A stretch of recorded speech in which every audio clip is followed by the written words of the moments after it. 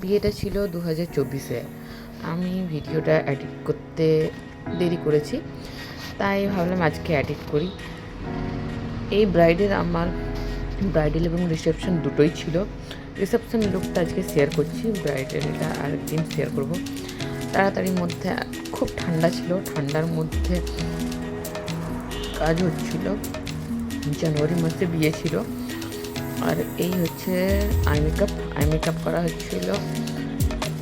I মেকআপটা ও চেয়েছিল খুব ন্যাচারাল লুকের মধ্যে, একটু স্ট্যান্ডার্ড, যাতে দেখতে ইউনিক লাগে, আর একটু কিন্তু ফিনিশিংটা যাতে একটু গ্লোয়িং হয়, সেই টাইপসের কিছু। তো সেই হিসাবে আমি কাজ করছিলাম। এই হচ্ছে ওর লুক। দেখুন, লিপস্টিকে সেট পিঙ্ক রাখিনি, একটু আলাদা করেছিলাম। ও সব পিঙ্ক চাইছিল না। ওনাদের বাড়িতে একজন ইউটিউবার ছিল।